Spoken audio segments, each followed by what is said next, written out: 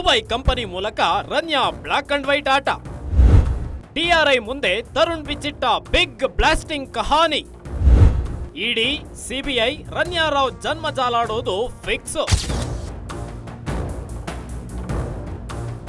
Gold smuggling ಕೇಸ್ನಲ್ಲಿ ಸಿಕ್ಕಿಬಿದ್ದಿರೋ ನಟಿ ರನ್ಯಾ ರಾವ್ ಸದ್ಯ ಪರಪ್ಪನ ಅಗ್ರಹಾರ ಜೈಲಿನಲ್ಲಿ ಸಿಲ್ವರ್ ತಟ್ಟೆಯಲ್ಲಿ ಮುದ್ದೆ ಮುರಿತಿದ್ದಾಳೆ.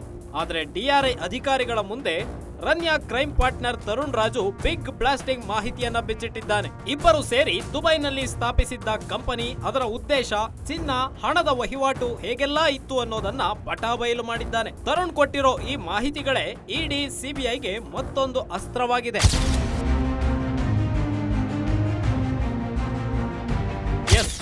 ರನ್ಯಾ ರಾವ್ಗೆ ಕಾಲೇಜು ದಿನಗಳಿಂದಲೇ ಸ್ನೇಹಿತನಾಗಿರೋ ತರುಣ್ ಆಕೆಯ ಸ್ಮಗ್ಲಿಂಗ್ ವ್ಯವಹಾರಕ್ಕೆ ಪಾರ್ಟ್ನರ್ ಆಗಿದ್ದ. ಇದೇ ಫ್ರೆಂಡ್ಶಿಪ್ ನಿಂದ 2023ರಲ್ಲಿ ದುಬೈನಲ್ಲಿ ಇಬ್ಬರು ಸೇರಿ ಒಂದು ಕಂಪನಿ ಸ್ಟಾರ್ಟ್ ಮಾಡಿದ್ರು. ಆ ಕಂಪನಿಯ ಕಳ್ಳಾಟದ ಬಗ್ಗೆ ತರುಣ್ ಡಿಆರ್ಐ ವಿಚಾರಣೆಯಲ್ಲಿ ಬಾಯ್ಬಿಟ್ಟಿದ್ದಾನೆ.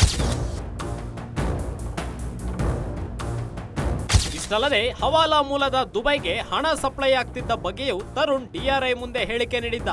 ಸದ್ಯ ಈ ಮಾಹಿತಿ ಪಡೆದಿರೋ ಇಡಿ ಅಧಿಕಾರಿಗಳು ಕಂಪನಿ ವಹಿವಾಟಿನ ಬಗ್ಗೆ ಪರಿಶೀಲನೆ ಶುರು ಮಾಡಿದ್ದಾರೆ. ಹಾಗೆ ತರುಣ್ ರಾಜು ವ್ಯವಹಾರದ ಮೇಲೂ ಕಣ್ಣಿಟ್ಟಿರೋ ಇಡಿ ಅಧಿಕಾರಿಗಳು ಅವನ ಬ್ಯಾಂಕ್ ಡೀಟೇಲ್ಸ್ ಜಾಲಾಡ್ತಿದ್ದಾರೆ. ಹಾಗೆ ಯಾವ ಕ್ಷಣದಲ್ಲಾದ್ರೂ ಇಡಿ ಅಧಿಕಾರಿಗಳು ರನ್ಯಾ ಹಾಗೂ ತರುಣ್ ನನ್ನ ವಶಕ್ಕೆ ಪಡೆದು ವಿಚಾರಣೆ ನಡೆಸೋ ಸಾಧ್ಯತೆ ಇದೆ. ಇದರ ಜೊತೆಗೆ ಸಿಬಿಐ ಅಧಿಕಾರಿಗಳು ತನಿಖೆ ಚುರುಕುಗೊಳಿಸಿದ್ದು, ಈ ತನಿಖಾ ಸಂಸ್ಥೆಗಳು ಕೂಡ ರನ್ಯಾಳನ್ನ ವಶಕ್ಕೆ ಪಡೆಯೋ ಸಾಧ್ಯತೆ ಇದೆ.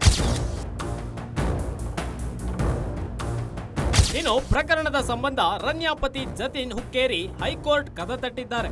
ಪ್ರಕರಣದ ತನಿಖೆ ವೇಳೆ ತನ್ನ ಮೇಲೆ ಯಾವುದೇ ಬಲವಂತದ ಕ್ರಮ ಕೈಗೊಳ್ಳದಂತೆ ಕೋರಿ ಜತಿನ್ ಹುಕ್ಕೇರಿ ಅರ್ಜಿ ಹಾಕಿದ್ರು. ಈ ಸಂಬಂಧ ವಿಚಾರಣೆ ನಡೆಸಿದ ನ್ಯಾಯಾಲಯ ಡಿಆರ್ಐಗೆ ಆಕ್ಷೇಪಣೆ ಸಲ್ಲಿಸಲು ಸಮಯ ನೀಡಿ ವಿಚಾರಣೆಯನ್ನ ಸೋಮವಾರಕ್ಕೆ ಮುಂದೂಡಿದೆ. ಹಾಗೆ ಮುಂದಿನ ವಿಚಾರಣೆವರೆಗೂ ಜತಿನ್ ವಿರುದ್ಧ ಬಲವಂತ ಕ್ರಮ ಕೈಗೊಳ್ಳದಂತೆ ಹೈಕೋರ್ಟ್ ಡಿಆರ್ಐ ಅಧಿಕಾರಿಗಳಿಗೆ ಸೂಚನೆಯನ್ನ ನೀಡಿದೆ. ಬಸವರಾಜ್ ಕುಂಬಾರ, crime bureau, guarantee news, Bengaluru.